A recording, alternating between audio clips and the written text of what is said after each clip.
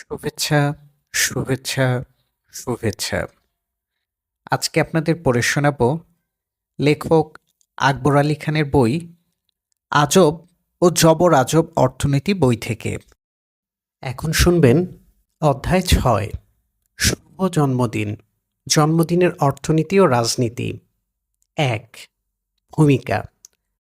রবীন্দ্রনাথের ভাগিনী সরলা দেবী চৌধুরানী তার আত্মজীবনী জীবনের ঝরাপাতা গ্রন্থে লিখেছেন, মেজমামি বিলেত থেকে ফিরে আসার পর থেকে জন্মদিন বলে একটা ব্যাপারের সঙ্গে পরিচয় হলো আমাদের। সে বিলাতি ধরনে সুরেন বিবির জন্মদিন উৎসব করার উপলক্ষে। তার আগে এ পরিবারে জন্মদিন কেউ কারো জন্য করেনি। মেজমামি অর্থাৎ প্রথম ভারতীয় আইসিএস সত্যেন ঠাকুরের স্ত্রী জ্ঞানদান নন্দিনী দেবী 1877 সালে প্রথমবার বিলেতে যান। সঙ্গে ছিল 5 বছরের ছেলে সুরেন ও 4 বছরের কন্যা ইন্দিরা, যার ডাকনাম ছিল বিবি। 1980 সালে তিনি পুত্র কন্যা নিয়ে ফিরে আসেন। ফেরত যাত্রায় তার সঙ্গে যোগ দেন স্বামী সত্যেন্দ্রনাথ ঠাকুর ও দেবর রবীন্দ্রনাথ ঠাকুর।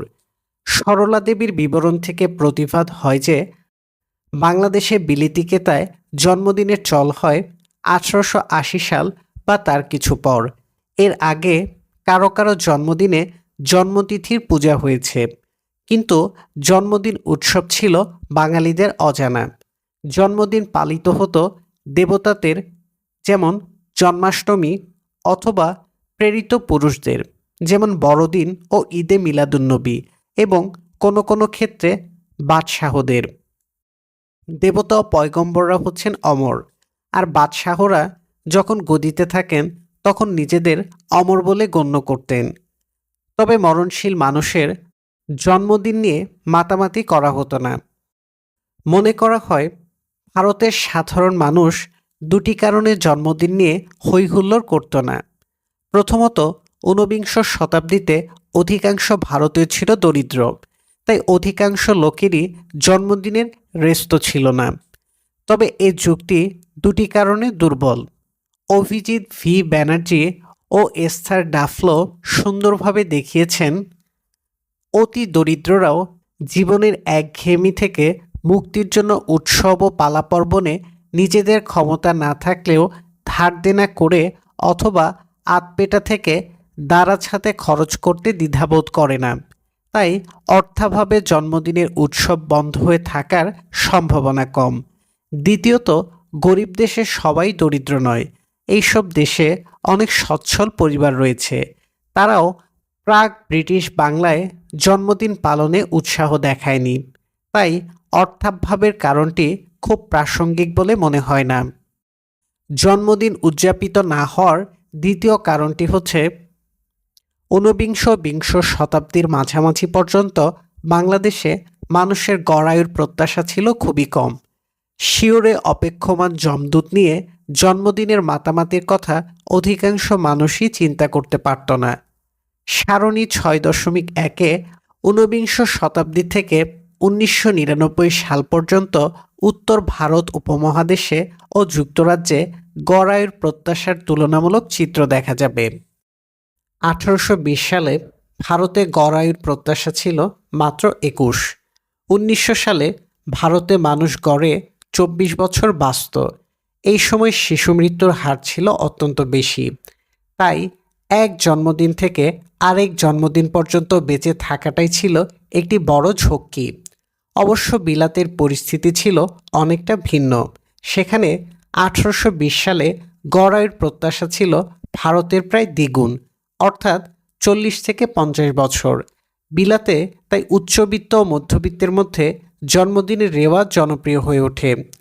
বিলাতের অনুকরণে জ্ঞানদান নন্দিনী দেবীর মতো বিদেশ ফেরতরা বাংলাদেশে জন্মদিন চালু করেন। জন্মদিন নিয়ে আমার ঔৎসুক্যের প্রধান কারণ হলো আমি আমার জন্মদিন কবে জানি না, অথচ আমার দুটি জন্মদিন আছে। আমার সরকারি জন্মদিন হচ্ছে 2 আগস্ট 1944। এই তারিখ জন্মদিন হিসেবে আমার প্রবেশিকা পরীক্ষার সনদে লেখা রয়েছে। এই তারিখের ভিত্তিতেই আমি সরকারি চাকুরিতে যোগ দিই এবং সরকার থেকে অবসর গ্রহণ করি। আমার মা, যিনি আমার জন্মদিন সম্পর্কে সবচেয়ে ভালো জানতেন, বারবার জোর দিয়ে বলতেন যে তারিখটি একেবারেই ভুল।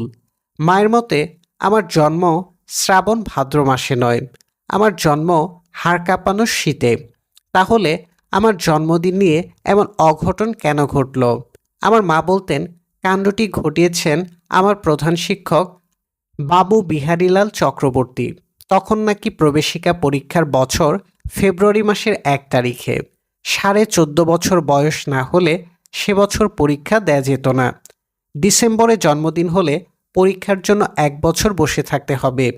হেডমাস্টার বিধাতাকে অগ্রাহ্য করে কেরানি বাবুকে হুকুম দিলেন, এর জন্মদিন 2 আগস্ট লিখে দাও। আমার মায়ের হিসাবে আমার জন্মদিন 25 ডিসেম্বর। এই দ্বিতীয় দিনটি আমার আপনজনেরা মাঝে মাঝে পালন করে থাকে। আমার মায়ের হিসাব সঠিক হলে আমি মহাপুরুষদের জন্মদিনে ভূমিষ্ঠ হয়েছি। বলা বাহুল্য, একই দিনে যীশুখ্রিস্ট ও পাকিস্তানের জনক জিন্নার জন্ম হয়। এক স্কুলের ছাত্রকে একবার প্রশ্ন করা হয়েছিল, মহাপুরুষদের লক্ষণ কি? ছাত্রটি জবাব দিয়েছিল, মহাপুরুষ হতে হলে ছুটির দিনে জন্ম হতে হয়। ছাত্রটি অবশ্য চিন্তা করেনি যে 25 ডিসেম্বরের ছুটির দিনে জন্ম লাভ হওয়াতে যিশু প্রেরিত পুরুষ হননি, বরং যিশুর জন্ম হওয়াতেই ওই দিনটিতে ছুটি পালন করা হয়। ছোটবেলায় অত শত বুঝতাম না, বরং 25 ডিসেম্বরের ছুটির দিনে জন্ম হওয়াতে ছোটবেলায় আমার মনে অনেক অহংকার ছিল। বয়স বাড়ার সঙ্গে সঙ্গে অবশ্য জন্মদিন নিয়ে আমার মনে কয়েকটি প্রশ্ন জাগে। বর্তমান প্রবন্ধের লক্ষ্য হল জন্মদিন নিয়ে এইসব আলোচনা। প্রথম খটকাটা আমার মনে জাগে, আমার মা কিভাবে মনে রেখেছেন আমার সঠিক জন্মদিন কবে। আমার কোনো কুষ্ঠি নেই, আমার জন্ম তারিখ কোথাও লেখা নেই। আমার বাবা এতটুকু মনে করতে পারতেন যে স্কুলে ভর্তি হওয়ার জন্য আমার বয়স বাড়ানো হয়েছিল, কিন্তু ডিসেম্বরের কোন তারিখে আমার জন্ম তিনি তা স্মরণ করতে পারেননি।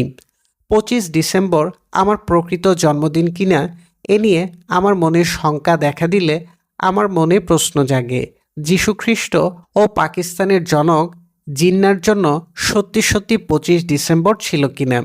একটু গবেষণা করলেই বোঝা গেল আমার সন্দেহ একেবারে অমূলক নয়। গবেষণা থেকে প্রতীয়মান হয় যে আমার জন্মদিন 25 ডিসেম্বর কিনা সে সম্পর্কে সন্দেহ রয়েছে, কিন্তু 25 ডিসেম্বর যে যিশু ও জিন্নার বানানো জন্মদিন তা নিয়ে সন্দেহের অবকাশ নেই। এই প্রবন্ধের দ্বিতীয় খণ্ডে 25 ডিসেম্বর নিয়ে যেসব প্রচারণা রয়েছে তা বিশ্লেষণ করা হবে। দ্বিতীয় প্রশ্ন হল, শুধু আমার জন্মদিন নয়, ভারত ও বাংলাদেশে জন্মদিন সংক্রান্ত তথ্যগুলি আদৌ নির্ভরযোগ্য কিনা।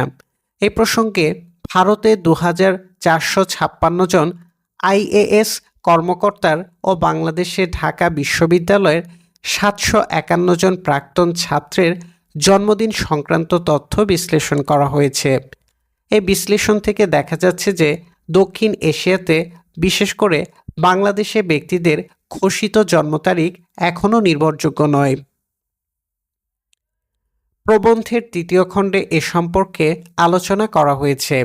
প্রবন্ধটির চতুর্থ খণ্ডে সর্বনিম্ন বয়সসীমার রাজনৈতিক বিবেচনাগুলি আলোচিত হয়েছে। শুধু চাকরিতে নয়, শিক্ষার ক্ষেত্রেও অনেক সময় সর্বনিম্ন বয়সসীমা নির্ধারণ করা হয়। এ ধরনের বিধিনিষেধের যৌক্তিকতা এ খণ্ডে বিশ্লেষণ করা হয়েছে। প্রবন্ধটির পঞ্চম খণ্ডে জন্মদিন নিয়ে যেসব ব্যবসা বাণিজ্য চলছে তা পর্যালোচনা করা হয়েছে। সর্বশেষ খণ্ডে এই প্রবন্ধের মূল বক্তব্যগুলি সংক্ষিপ্ত আকারে তুলে ধরা হয়েছে এবং কিছু সুপারিশ উপস্থাপন করা হয়েছে। 2. 25 ডিসেম্বর কার জন্মদিন? যীশুখ্রিস্টের জন্ম নিয়ে 1500 বছর ধরে যে ধরনের মাতামাতি হয়েছে, মানুষের ইতিহাসে অন্য কারো জন্ম নিয়ে তত বাড়াবাড়ি করা হয়নি। এ জন্মদিন নিয়ে যত ছবি আঁকা হয়েছে, আর কারো জন্মদিন নিয়ে এত ছবি নেই। এ দিন নিয়ে যত গান গাওয়া হয়েছে, এত সঙ্গীত অন্য কারো জন্মদিন নিয়ে গাওয়া হয়নি। গির্জায় গির্জায় যিশুর জন্য যত প্রার্থনা হয়েছে তেমনটি আর কারো কপালে জোটেনি। যিশুর জন্মের বর্ণনা রয়েছে বাইবেলে। জেরুজালেমের কুমারী মেরি কাঠমিস্ত্রি জোসেফের বাগদত্তা ছিলেন। বিয়ের আগে দেবদূতেরা স্বপ্নে মেরিকে জানালেন মেরি ভগবানের সন্তান নিয়ে অন্তঃসত্ত্বা। কুমারী অবস্থায় মা হয়েছেন শুনে মেরি ভয় পেয়ে যান। দেবদূতেরা তাকে আশ্বস্ত করেন যে তার ভয়ের কারণ নেই। মেরি জোসেফকে যখন জানালেন যে তিনি গর্ভবতী, জোসেফ বিয়ে ভেঙে দিলেন। এবার দেবদূতেরা স্বপ্নে জোসেফকে আশ্বস্ত করলেন যে মেরি কুমারী এবং ভগবানের অভিপ্রায় যে জোসেফ যেন বিয়ে না ভেঙে দেন। জোসেফ এবার মেরিকে বিয়ে করতে রাজি হলেন। এ সময় বেতলেহেম শহর থেকে জোসেফের এত্তেলা এলো। জোসেফের পূর্বপুরুষের বাসস্থান ছিল বেতলেহেম শহরে। ইহুদিদের প্রাচীন রীতি ছিল প্রতিটি নাগরিককে পূর্বপুরুষের বাসভূমিতে মাথাপিছু কর দিতে হতো।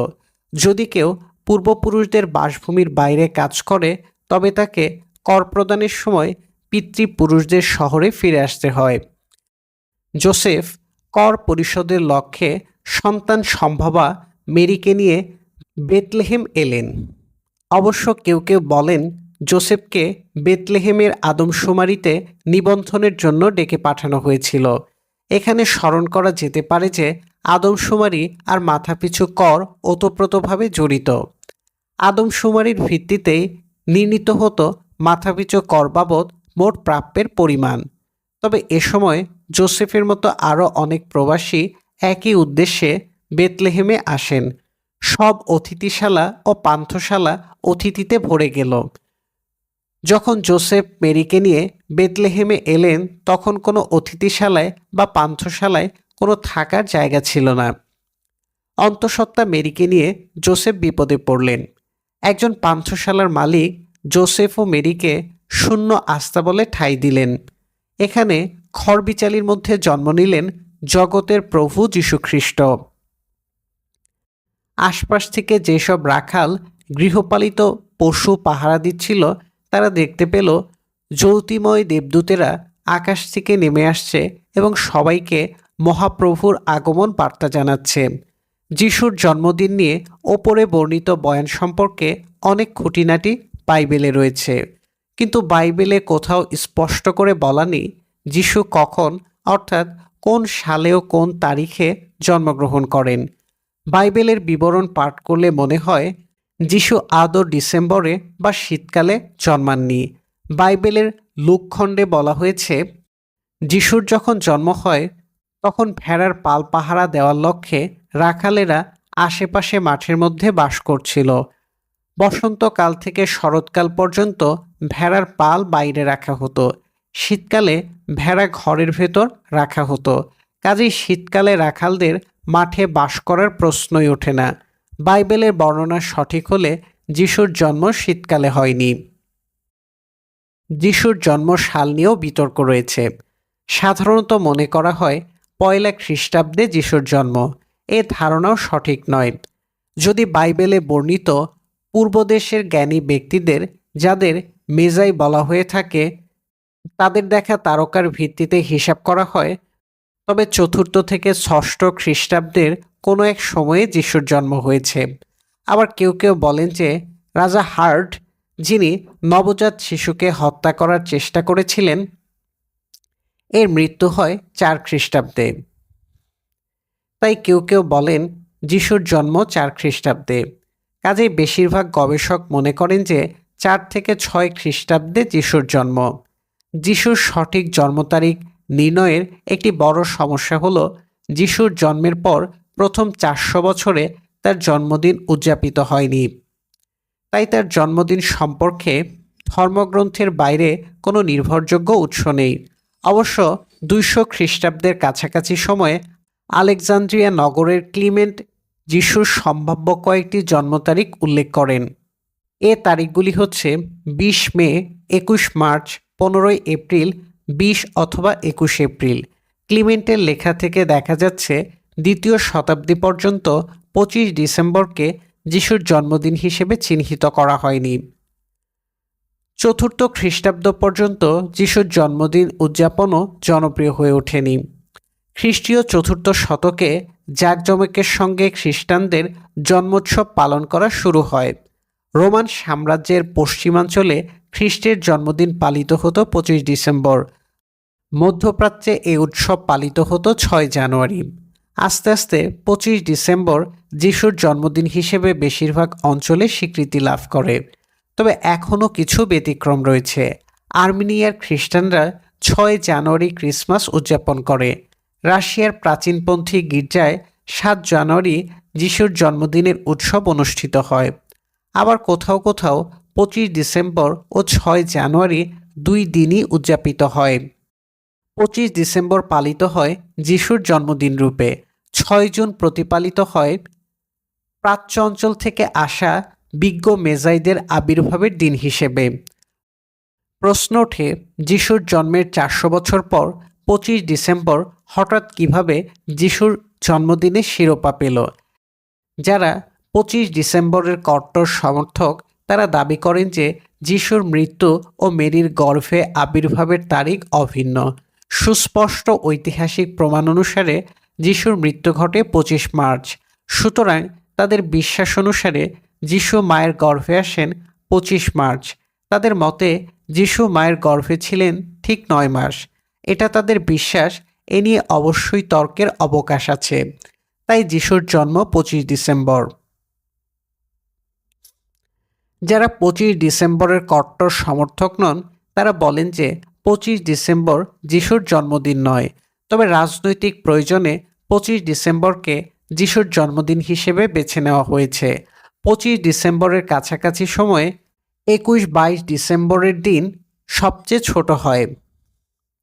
এরপর দিন বড় হতে থাকে। অতি প্রাচীনকাল থেকে মধ্যপ্রাচ্য ইউরোপে মানুষ বিশ্বাস করে এসেছে যে 25 ডিসেম্বর সূর্য দেবতার জন্মদিন। এরপর সূর্যের তাপ বাড়তে থাকে। মধ্যযুগে খ্রিস্টান অধ্যুষিত অঞ্চলগুলিতে ধুমধাম করে সূর্যের জন্মদিন পালন করা হতো।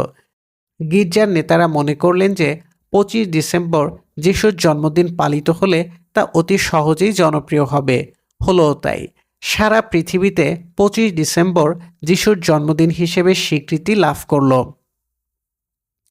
সূর্য দেবতার অনুকরণে যিশুর জন্মদিন নির্ধারিত হলো। আর যিশুর জন্মদিনের আলোকে নিজেকে মহিমান্বিত করার উদ্যোগ নিলেন পাকিস্তানের কায়েদে আজম মোহাম্মদ আলী জিন্নাহ। তিনি ছিলেন শিয়া মুসলমান। তার কোনো কুষ্ঠি নেই। তিনি কখনো এন্ট্রান্স পাশ করেননি। সে আমলে ব্যারিস্টারি পাশ করার জন্য এন্ট্রান্সের বালাই ছিল না। তাই তার জন্ম তারিখ সংবলিত সনদপত্র নেই। তার যখন জন্ম হয় তখন করাচি পৌরসভায় জন্ম নিবন্ধনের কোনো ব্যবস্থা ছিল না। কাজেই জিন্নাহ যে তারিখে তার জন্মদিন বলে ঘোষণা করলেন তা প্রত্যাখ্যান করা শক্ত। জিন্নাহ দাবি করতেন যে তার জন্ম হয়েছে 1876 সালের 25 ডিসেম্বর। তার জীবনীকার স্ট্যানলি ওয়ালপার্ট এ তথ্য মানতে রাজি নন। 1887 থেকে 23 ডিসেম্বর জিন্নাহ করাচির মাদ্রাসাতুল ইসলামে ভর্তি হন। এই মাদ্রাসার নিবন্ধের খাতা থেকে দেখা যায় মোহাম্মদ আলী জিন্নাহ ভাইয়ের জন্ম তারিখ হল 20 অক্টোবর 1875। পরবর্তীকালে জিন্নাহ সবই পরিবর্তন করলেন। নিজের নাম পরিবর্তন করলেন। মাহমেদ আলীর স্থলে লিখলেন মোহাম্মদ আলী। জিন্নাহ ভাইকে হেঁটে নাম করা হলো জিন্নাহ। মাদ্রাসায় জিন্নাহর জন্মসাল ছিল 1875। জিন্নাহ তা প্রায় 18 মাস কমিয়ে 1876 সালে নিয়ে এলেন। জন্ম তারিখ 20 অক্টোবরের স্থলে 25 ডিসেম্বর নির্ধারিত করলেন। জিন্নাহ কেন এ কাজ করলেন তার কৈফিয়ত আমাদের জানা নেই। তিনি কি অল্প বয়সে মাদ্রাসায় ভর্তি হয়েছিলেন, যার ফলে মাদ্রাসা কর্তৃপক্ষ সচেতনভাবে বয়স বাড়িয়েছিলেন যাতে তার এন্ট্রান্স পরীক্ষায় ব্যাঘাত না ঘটে? আমাদের কাছে এ সম্পর্কে কোনো প্রমাণ নেই। আরেকটি কারণ হতে পারে তিনি সরকারি চাকরিতে যোগ দেওয়ার পরিকল্পনা করছিলেন এবং ব্রিটিশ শাসনামলে প্রতিযোগিতার বয়স কম থাকায় তার বয়স কমানোর চেষ্টা করা হয়। এ অনুমান দুর্বল মনে হয়। জিন্নাহর বয়স যখন মাদ্রাসার দলিল অনুসারে 18, তখন তিনি সিদ্ধান্ত নিয়েছিলেন যে তিনি বার অ্যাট ল পড়বেন, অর্থাৎ তিনি সরকারি চাকরি করবেন না। তার বয়স এই সময়টাতেই কমানো হয়েছে, কাজে এর সঙ্গে সুস্পষ্টভাবে চাকরির কোনো যোগসূত্র দেখা যাচ্ছে না। জিন্নার জীবনীকার স্ট্যানলি ওয়ালপার্টের ব্যাখ্যা ভিন্ন। তিনি মনে করেন যে জিন্না মাদ্রাসার পর কিছুদিন একটি মিশনারি স্কুলে পড়েছেন। সেখানে ক্রিসমাসের জাঁকজমকে অভিভূত হয়ে তার জন্মদিন 20 অক্টোবরকে পরিবর্তন করে 25 ডিসেম্বর করার সিদ্ধান্ত নেন। এই অনুমানের পক্ষেও যথেষ্ট প্রমাণ নেই।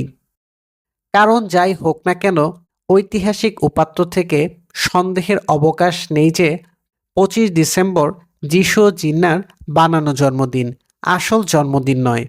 তাহলে কি 25 ডিসেম্বর আমার জন্মদিনও তাই হতেই পারে?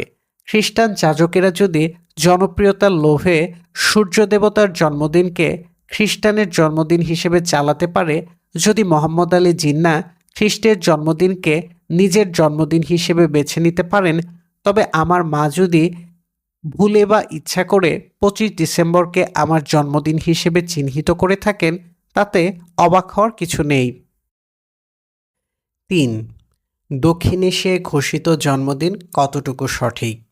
শিল্পোন্নত দেশগুলিতে জন্মের সঙ্গে সঙ্গে জন্ম নিবন্ধনের ব্যবস্থা রয়েছে। এর ফলে এইসব দেশে জন্মদিন নিয়ে ফাঁকিফুঁকির সুযোগ কম। দক্ষিণ এশিয়াতে এখনও নির্ভরযোগ্য জন্ম নিবন্ধন ব্যবস্থা প্রতিষ্ঠা করা সম্ভব হয়নি। তাই প্রশ্ন ওঠে, এখানে যেই সব জন্ম তারিখ উল্লেখ করা হয় তা কতটুকু গ্রহণযোগ্য? এ প্রশ্ন পরীক্ষা করতে হলে সবার প্রকৃত জন্ম তারিখ জানতে হবে, কিন্তু এ ধরনের উপাত্ত আমাদের কাছে নেই। তাই জন্ম তারিখের নির্ভরযোগ্যতার প্রত্যক্ষ বিশ্লেষণ সম্ভব নয়। তবে পরোক্ষভাবে জন্ম তারিখের নির্ভরযোগ্যতা বিশ্লেষণ করা যেতে পারে।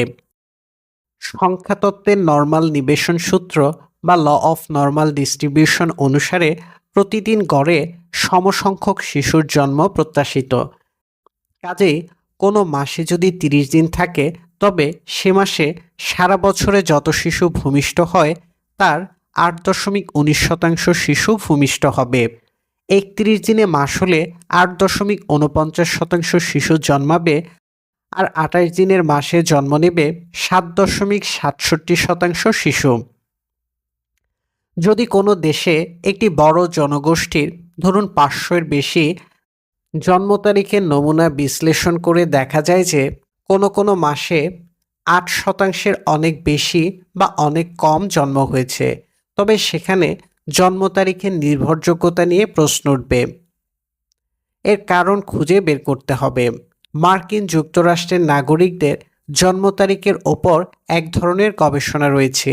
উইকিপিডিয়ার বিবরণ অনুসারে এইসব গবেষণামূলক বক্তব্য নিম্নরূপ: ক, শুধু সেপ্টেম্বর আর অক্টোবর মাস ছাড়া অন্য 10টি মাসে প্রায় সমহারে শিশু জন্ম নেয়।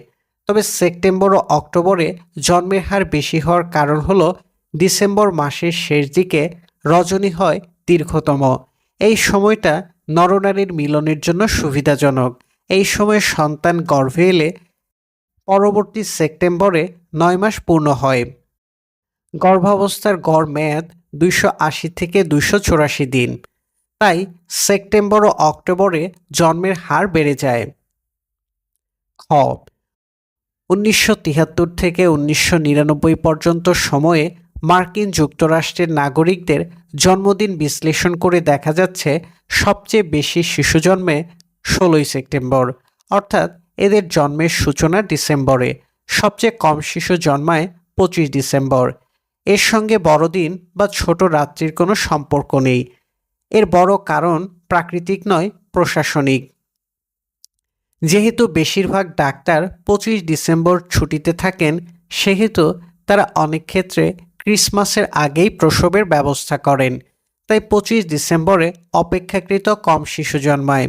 গ, সংখ্যাতাত্ত্বিক বিশ্লেষণ থেকে দেখা যাচ্ছে যে দৈব চয়নের ভিত্তিতে 366 জন ব্যক্তির জন্মদিন সংক্রান্ত তথ্য সংগ্রহ করা হলে কমপক্ষে 2 জন ব্যক্তির একই জন্মদিন হওয়ার সম্ভাবনা প্রায় 100%।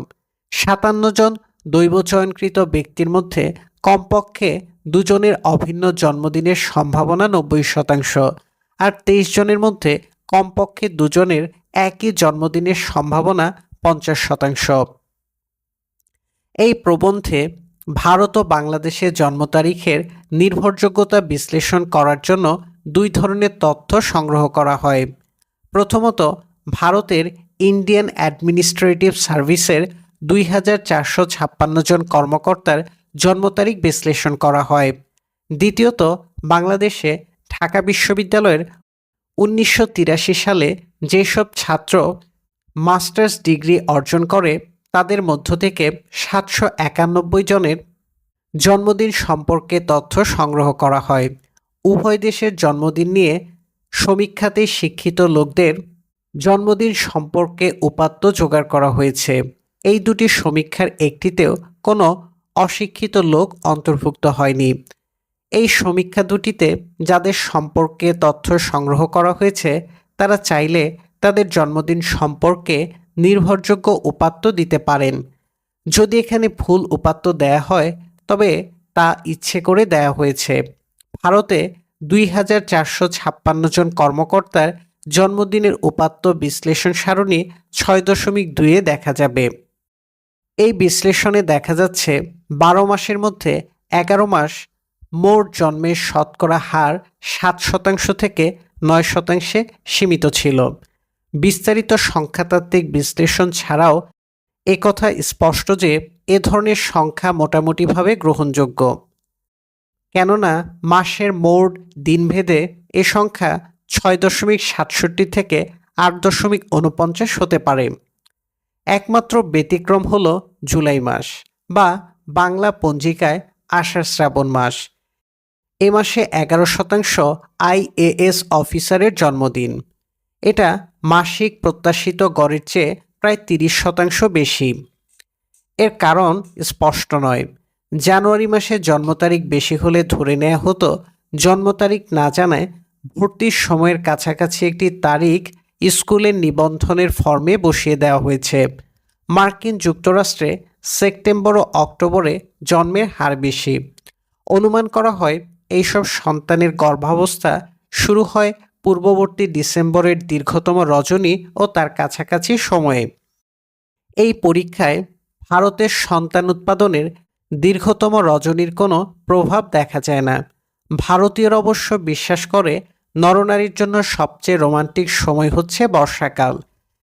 কালিদাস মেঘদূতে আষাঢ়ের প্রথম দিনে নতুন মেঘ দেখে যক্ষের মনে যে ভাবের উদ্রেক হয় তা বর্ণনা করেছেন।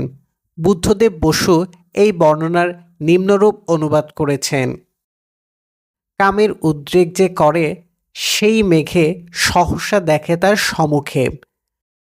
যক্ষ কোনো মতে চোখের জল চেপে ভাবলে মনে মনে বহুক্ষণ। নবীন মেঘ দেখে মিলিত সুখীজন তারাও হয়ে যায় আনমনা। কি আর কথা তবে, যদি সে দূরে থাকে সে চায় কণ্ঠের আলিঙ্গন। কেমনে প্রিয়তমা রাখবে প্রাণ তার অদূরে উদ্যত শ্রবণে। যদি না জল ধরে বাহন করে আমি পাঠাই মঙ্গল বার্তা। যক্ষ অতএব কুরুচি ফুল দিয়ে সাজিয়ে প্রণয়ের অর্ঘ্য। স্বাগত সম্ভাষণ জানালো মেঘবরে মোহন প্রীতিময় বচনে। নবীন মেঘের আবির্ভাবের সঙ্গে যদি প্রিয়ার আলিঙ্গনের জন্য দ্বৈতরা ব্যস্ত হয়ে ওঠে তাহলে আষাঢ় শ্রাবণের 280 দিন পর অনেক নতুন শিশুর জন্ম হওয়ার কথা। কালিদাসের অনুমান সঠিক হলে চৈত্র বৈশাখে শিশু জন্মের হার বেশি হওয়া ছিল স্বাভাবিক, কিন্তু ভারতীয় সমীক্ষায় জন্মের হার বেশি দেখা যাচ্ছে আষাঢ় শ্রাবণ মাসে। এর কোনো বোধগম্য ব্যাখ্যা দেখা যাচ্ছে না। এ সম্পর্কে আরও বিস্তারিত গবেষণার প্রয়োজন রয়েছে। 1883 সালে ঢাকা বিশ্ববিদ্যালয় থেকে পাশ করে যারা বেরিয়ে যান তাদের জন্মদিন বিশ্লেষণ করলে ভিন্ন চিত্র দেখা যায়। এ সম্পর্কে প্রয়োজনীয় উপাত্ত সারণী 6.3-এ দেখা যাবে। জন্ম তারিখের বিশ্লেষণ। উৎস: ঢাকা বিশ্ববিদ্যালয়ের 1983 ব্যাচের পূর্ণমিলনী উপলক্ষে প্রকাশিত স্মরণিকা। সারণী 6.3 থেকে দেখা যাচ্ছে 22.3% পুরুষ এবং 21.68% মহিলা জানুয়ারি মাসে জন্মেছেন। জানুয়ারি মাসে এত উঁচু হারে জন্মের কোনো যুক্তিসঙ্গত কারণ নেই। এর একমাত্র সহজ ব্যাখ্যা হলো জানুয়ারি মাসে শিক্ষা বছরের শুরুতে শিক্ষার্থীদের ভর্তি করা হয়। ওই সময়ে যেই সব ছাত্রছাত্রী তাদের সঠিক জন্মদিন জানেন না, স্কুল কর্তৃপক্ষ তাদের জন্মদিন 1 জানুয়ারি বা তার কাছাকাছি সময়ে লিখে দেয়। এর ফলে বিশ্ববিদ্যালয়ের সনদে উল্লেখিত জন্ম তারিখ বেশিরভাগ ক্ষেত্রে ভুয়া ও কল্পিত। ভারতীয় আইএএস অফিসারদের তুলনায় ঢাকা বিশ্ববিদ্যালয়ের ছাত্রছাত্রীদের জন্মদিন অনেক বেশি ভুয়া মনে হয়। এর একটি কারণ হতে পারে ভারতীয় আইএএস অফিসারদের সিংহভাগ অভিজাত হিন্দু পরিবারের সন্তান। এদের প্রায় সবারই কুষ্ঠি আছে, তাই তারা সঠিক জন্মদিন জানেন। এর ফলে এদের জন্ম তারিখ অনেক বেশি গ্রহণযোগ্য। পক্ষান্তরে ঢাকা বিশ্ববিদ্যালয়ের অনেক ছাত্রই জানেন না তারা কখন জন্মেছেন। 4. জন্মদিনের রাজনীতি। চাকরি ও বিদ্যালয়ে ভর্তির জন্য সর্বনিম্ন বয়সসীমা কতটুকু যৌক্তিক? ইংরেজি একটি প্রবাদে বলা হয়ে থাকে, যারা সত্যিকার বন্ধু তারা বন্ধুর জন্মদিনের শুভেচ্ছা জানাতে কখনো ভোলে না, তবে ভুলেও জিজ্ঞেস করে না কতটি জন্মদিন পার হলো। ভারতবর্ষেও কুষ্ঠি তৈরি ছাড়া অন্য কোনো কাজে জন্মদিন নিয়ে কেউ মাথা ঘামাতো না। ইংরেজদের ভারত দখলের আগে চাকরিতে যোগ দেওয়ার ক্ষেত্রে কোনো বয়সসীমা ছিল না। চাকরি থেকে অবসর নেয়ারও কোনো নির্ধারিত বয়স ছিল না। বাদশা খোশ হলে নকরি মিলত, বাদশা নাখোশ হলে চাকরি খতম হয়ে যেত। ব্রিটিশরা ভারতে প্রথম চাকরিতে যোগদান আর অবসরের সময়সীমা নির্ধারণ করে। এর ফলে প্রকৃত বয়স লুকিয়ে বয়স কম করে দেখানোর প্রবণতা দেখা দেয়। সবাই বয়স কম দেখিয়ে বেশি দিন চাকরি করতে চায়। এই প্রবণতা ব্রিটিশ সাম্রাজ্যের অবসানের পরও সক্রিয় রয়েছে। এমনকি দীর্ঘদিন চাকরির পরও অনেক উচ্চপদস্থ আমলা তাদের বয়স কমিয়ে চাকরির মেয়াদ বাড়াতে চায়। 2001 সালে বাংলাদেশে একজন সংস্থাপন সচিব বয়স জাল করে নিজের চাকরির মেয়াদ বাড়ানোর চেষ্টা করেন, অথচ তার একটি বড় দায়িত্ব ছিল কেউ যেন জাল জালিয়াতি করে বয়স না কমাতে পারে তা নিশ্চিত করা। হাতে নাতে ধরা পড়ার পর তার চাকরি চলে যায়। ভারতে 2011 থেকে 12 সময়কালে সেনাপ্রধান ভিকে সিং তার নিজের বয়স কমানোর চেষ্টা করেন। চাকরি নেওয়ার সময়ে তার জন্ম তারিখ লেখা হয় 10 মে 1950। তিনি দাবি করেন তার প্রকৃত জন্ম তারিখ ঠিক 1 বছর পর 10 মে 1951। প্রতিরক্ষা মন্ত্রণালয় এ দাবি অগ্রাহ্য করেন। ভিকে সিং সুপ্রিম কোর্টে ভারত সরকারের এই সিদ্ধান্তের বিরুদ্ধে মামলা করেন। ভারতীয় সুপ্রিম কোর্ট শুনানির সময় একটি বিষয়ের ওপর জোর দেন। চাকরিজীবীদের শেষ প্রান্তে এসে অনেকেই জন্ম তারিখ এগিয়ে আনতে চান। এই ধরনের লক্ষাধিক আবেদন বিভিন্ন কোর্ট ও সুপ্রিম কোর্ট খারিজ করেছে। কাজেই আদালত ভিকে সিংকে এ আবেদন প্রত্যাহারের পরামর্শ দিলে তিনি তা মেনে নেন। ভারতে গড় আয়ুর প্রত্যাশার তুলনায় ব্রিটিশ আমলে চাকরির অবসরের সময়সীমা যথেষ্ট উদার ছিল, তাই এ নিয়ে খুব একটা অসন্তোষ ছিল না। ব্রিটিশ সরকারের রাজনীতির খেল ছিল চাকরিতে নিয়োগের সর্বোচ্চ বয়সসীমা নিয়ে। ব্রিটিশ শাসকেরা দেশি কর্মকর্তাদের চেয়ে বিলাতের সাহেবদের চাকরি দিতে পছন্দ করতেন। জন্মসূত্রে সাহেব না হলে চাকরি দেওয়া যাবে না। এ ধরনের শর্ত ছিল স্পষ্টত বৈষম্যমূলক, তাই তারা একই উদ্দেশ্যে ভিন্ন ধরনের শর্ত আরোপ করেন। সবচেয়ে কঠিন শর্ত হল চাকরিতে যোগদানের বয়সসীমা কমানো। আইসিএস এর ক্ষেত্রে এ সীমা অনেক সময় 18-19-এ নামিয়ে আনা হয়।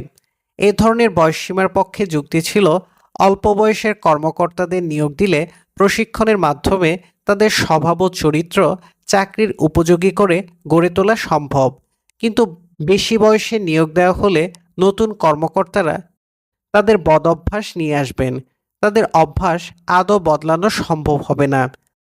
অন্যদিকে এই ব্যবস্থার সমালোচকেরা দাবি করেন যে বয়সসীমা কম হলে গরিবের সন্তানেরা যারা অল্প বয়সে সুযোগের অভাবে লেখাপড়া শুরু করতে পারেন না, তারা বৈষম্যের শিকার হন।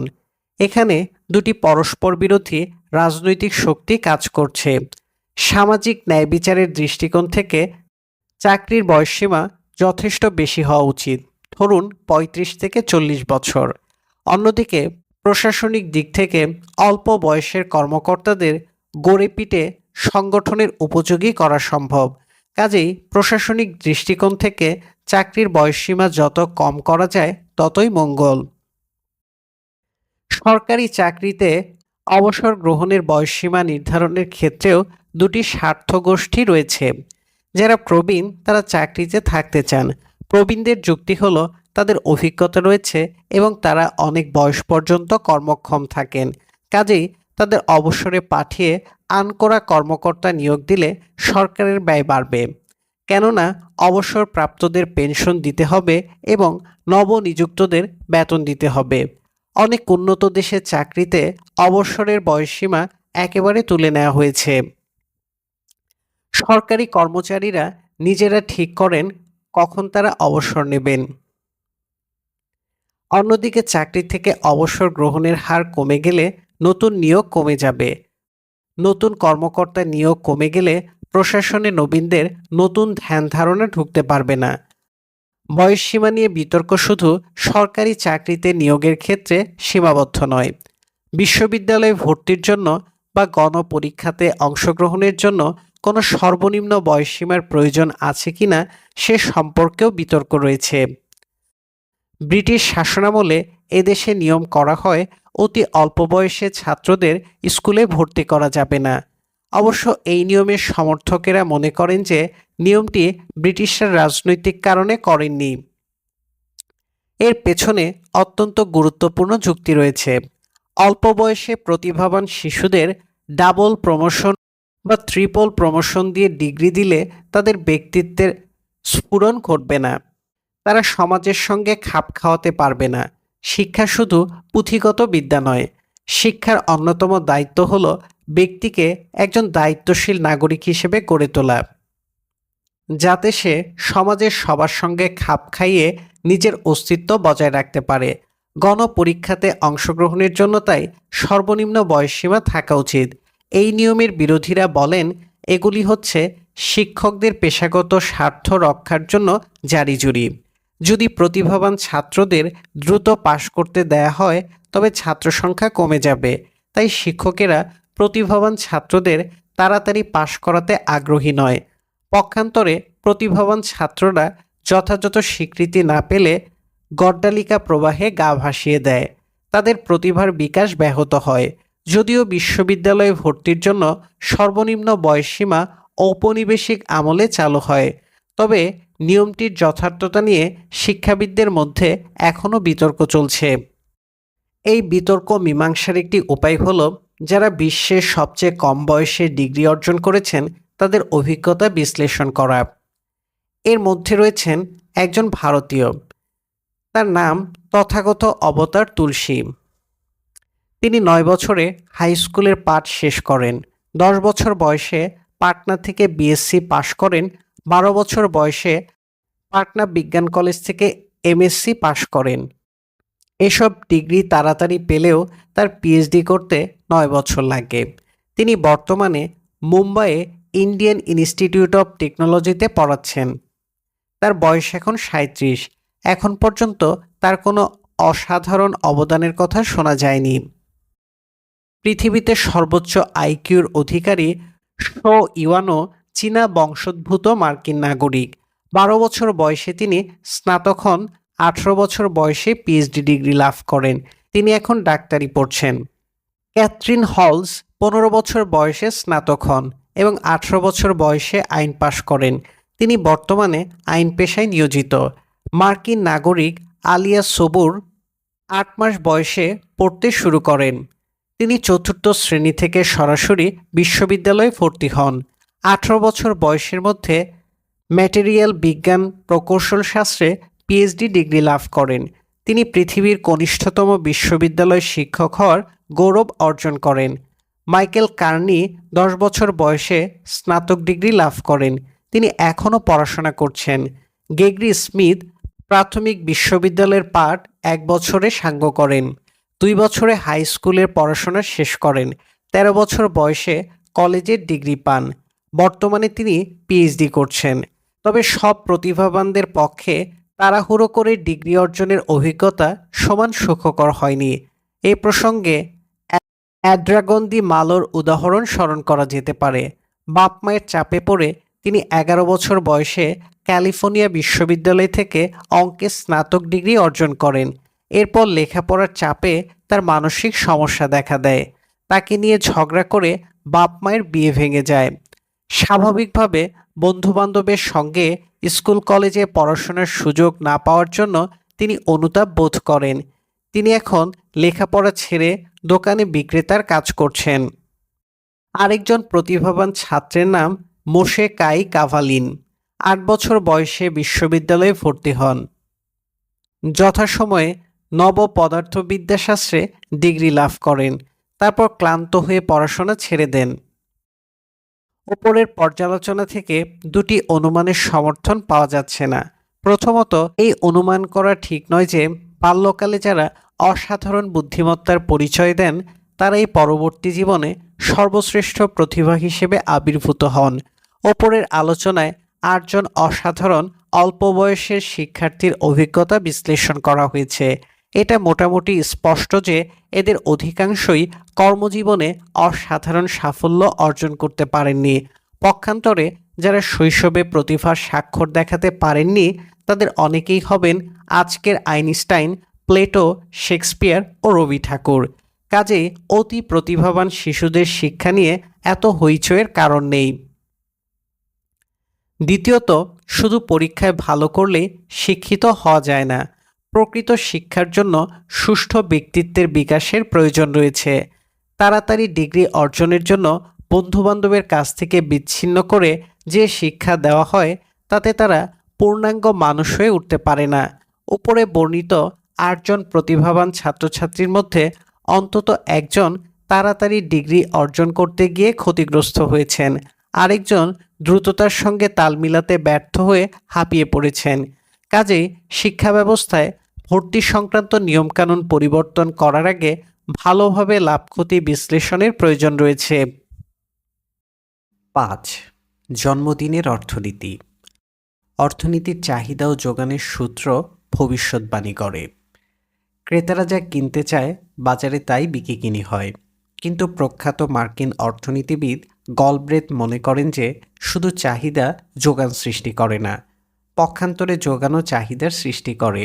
যে পণ্য ক্রেতা কখনো দেখেনি, যোগানদার বিজ্ঞাপনের মাধ্যমে তার চাহিদা সৃষ্টি করতে পারে।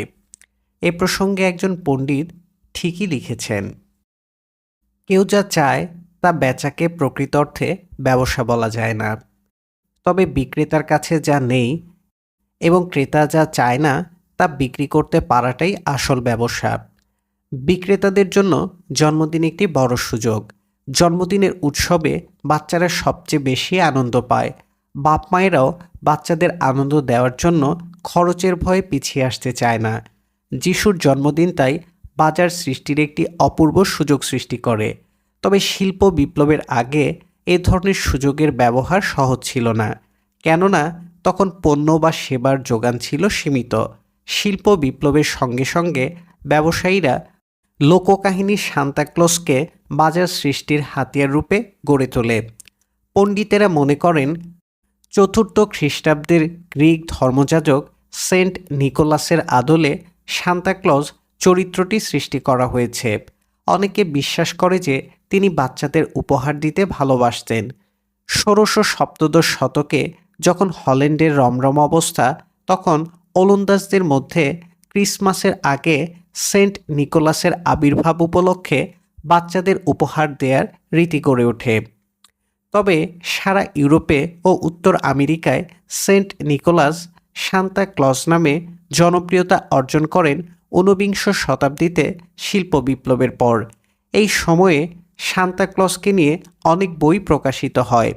মোটা নাদুস নুদুস লাল রঙের পোশাক পরিহিত এই সাধু থাকেন উত্তর মেরুতে। তিনি 9টি অতি দ্রুতগামী হরিণে টানা গাড়িতে চলাফেরা করেন। বাচ্চাদের পার্থিব সব উপহার তিনি ক্রিসমাসের আগের রাতে নিয়ে আসেন। চিমনি দিয়ে বাড়িতে ঢুকে তিনি বাচ্চাদের উপহার ক্রিসমাসের গাছের নিচে রেখে যান। ব্যবসায়ীরা সান্তা ক্লজের এই ভাবমূর্তিকে তাদের বিপণনের কাজে লাগান।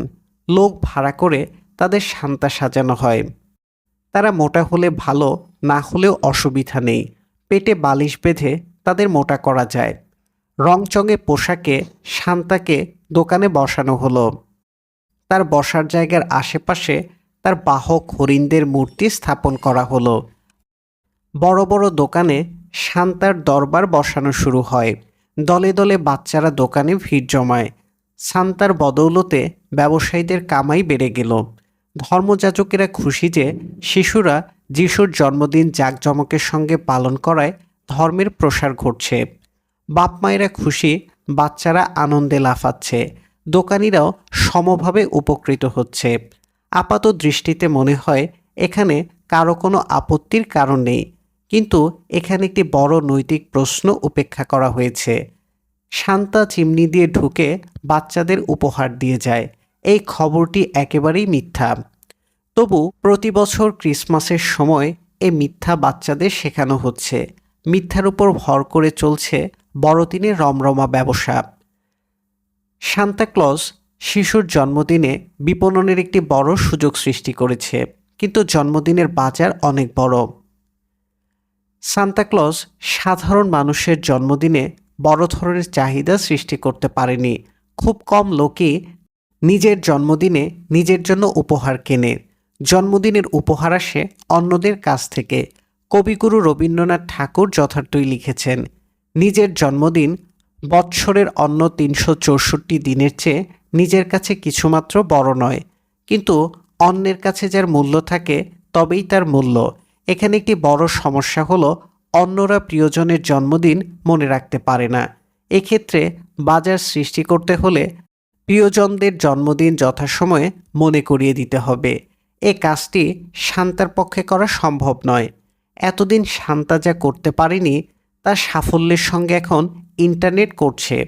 ফেসবুক, টুইটার এ ধরনের সামাজিক জাল প্রতিদিন আগে থেকে প্রিয়জনদের জন্মদিন স্মরণ করিয়ে দিচ্ছে। উপরন্তু ইন্টারনেটের মাধ্যমে উপহার বিপণন সহজ হয়ে যাচ্ছে। সেদিন দূরে নয় যখন ইন্টারনেটকে ভিত্তি করে জন্মদিনের একটি সুসমন্বিত বাজার গড়ে উঠবে। ব্যক্তির জন্য সঠিক জন্ম তারিখ গুরুত্বপূর্ণ না হলেও রাষ্ট্রের জন্য তা ক্রমশ গুরুত্বপূর্ণ হয়ে উঠছে। ভোটাধিকারের জন্য সঠিক জন্মদিন জানা দরকার। শিশুর অধিকার নিশ্চিত করার জন্য জন্মের তারিখ জানতে হবে। শিশু ও বৃদ্ধের সামাজিক নিরাপত্তা কর্মসূচি বাস্তবায়নের জন্য সম্ভাব্য উপকারভোগীদের সঠিক জন্ম তারিখের প্রয়োজন। তাই আধুনিক রাষ্ট্রে শিশু ও বৃদ্ধদের সামাজিক নিরাপত্তা কর্মসূচি বাস্তবায়নের জন্য সম্ভাব্য উপকারভোগীদের সঠিক জন্ম তারিখের প্রয়োজন। তাই আধুনিক রাষ্ট্রে জন্ম নিবন্ধন ব্যবস্থা রাষ্ট্রের খরচে গড়ে তোলা হচ্ছে। আবার ব্যবসায়ীরাও সঠিক জন্ম তারিখ সম্পর্কে উপাত্ত চায়। তাদের বিপণন রণকৌশলের জন্য জন্ম তারিখ একটি গুরুত্বপূর্ণ উপাদান। রাষ্ট্র ব্যবসায়ীরা জানতে চাইলেও অনেক ক্ষেত্রে ব্যক্তির নিজের জন্মদিন নিয়ে আগ্রহ নেই। তাই আইন করে ব্যক্তিকে বাধ্য না করলে জন্মদিন নিয়ে সঠিক তথ্য পাওয়া যাবে না। 6. উপসংহার। বাংলা প্রবাদে বলা হয়েছে, জন্ম, মৃত্যু, বিয়ে 3 বিধাতা নিয়ে। অর্থাৎ জন্ম, মৃত্যু ও বিয়ে এই 3 ঘটনা নিয়ন্ত্রণ করেন বিধাতা। এতে মানুষের কোনো হাত নেই। বাঙালিদের এ আপ্তবাক্যের সারবত্তা মূলধারার অর্থনীতিবিদেরা মানেন না। নোবেল বিজয়ী অর্থনীতিবিদ গ্যারি এস বেকার মনে করেন যে বিয়ে ও জন্ম অর্থনীতির সূত্র মেনে চলে। বিধাতার খেয়ালিপনা বিয়ে ও জন্মের নিয়ামক নয়। কপাল ভালো অর্থনীতিবিদেরা এখন পর্যন্ত আজরাইলকে রেহাই দিয়েছেন। মৃত্যুর মতো রসকসহীন বিষয়টি নিয়ে এখন পর্যন্ত কোনো অর্থনৈতিক তত্ত্ব প্রতিষ্ঠিত হয়নি। তবে বিয়ে ও সন্তান উৎপাদন সম্পর্কে গ্যারি এস বেকারের বক্তব্য হলো, ব্যক্তির আয় ব্যয় ও লাভ ক্ষতি হচ্ছে এইসব বিষয়ের নিয়ামক। বেকার মনে করেন সন্তান হচ্ছে একটি বিনিয়োগ। এই বিনিয়োগের ব্যয় হচ্ছে গর্ভকালে মায়ের আয় হ্রাস, বাচ্চা প্রতিপালনের ব্যয়, বাচ্চাকে শিক্ষিত করায় ব্যয় ইত্যাদি। অন্যদিকে বাচ্চা পয়দার আয় শুধু বৃদ্ধ বয়সে অসমর্থ পিতামাতাকে আর্থিক সাহায্যে সীমাবদ্ধ নয়, বাচ্চাকে মানুষ করার যে অনাবিল আনন্দ, তাকেও এক ধরনের মানসিক আয় গণ্য করা যেতে পারে। যদি বাচ্চা উৎপাদনের ব্যয়ের চেয়ে আয় বেশি হয় তবেই বাচ্চার জন্ম হয়। এ বিষয়ে আরেক নোবেল বিজয়ী অর্থনীতিবিদ টি.ডাব্লিউ. শুলজ একই অভিমত প্রকাশ করেছেন। তবে অর্থনীতির তত্ত্ব কারা বাপ মা হতে চাইবেন সে সম্পর্কে ভবিষ্যৎবাণী করতে পারে, কিন্তু তারা কখন তাদের বাচ্চার জন্ম দেবেন সে সম্পর্কে তাদের পক্ষে কিছু বলা সম্ভব হয়নি। অনেক সমাজবিজ্ঞানী মনে করেন যে যখন রাত্রি দীর্ঘ হয় তখন নরনারীর মিলন সহজ হয়। তাই দীর্ঘ রজনীর 9 মাস পর সেপ্টেম্বরে আমেরিকাতে বাচ্চা জন্মের হিড়িক পড়ে যায়। 16ই সেপ্টেম্বর সবচেয়ে বেশি শিশু ভূমিষ্ঠ হয়। তবে শীতকালে রাত বড়, শুধু এই কারণে নরনারীর মিলন বেড়ে যায় এই অনুমান সঠিক নয়। শীতকালের আরেকটি বৈশিষ্ট্য হচ্ছে যে দুর্যোগপূর্ণ আবহাওয়ার কারণে শীতকালে মানুষ ঘরে আবদ্ধ থাকে, এর ফলে নরনারীর মিলন সহজ হয়। ভারতে তাই বিশ্বাস করা হয় নরনারীর সর্বাধিক মিলন ঘটে বর্ষাকালে। কালিদাস থেকে রবি ঠাকুর সব কবি বর্ষার সঙ্গে প্রেমের ও কামের সংযোগ দেখতে পেয়েছেন। তবে বর্ষা শুধু আষাঢ় শ্রাবণে সীমাবদ্ধ নয়, নরনারীর এই মৌতাত শরৎ অবধি গড়ায়। তাই তো বৈষ্ণব কবি লিখেছেন, ভরা বাদর মাহবাদর শূন্য মন্দির মোর।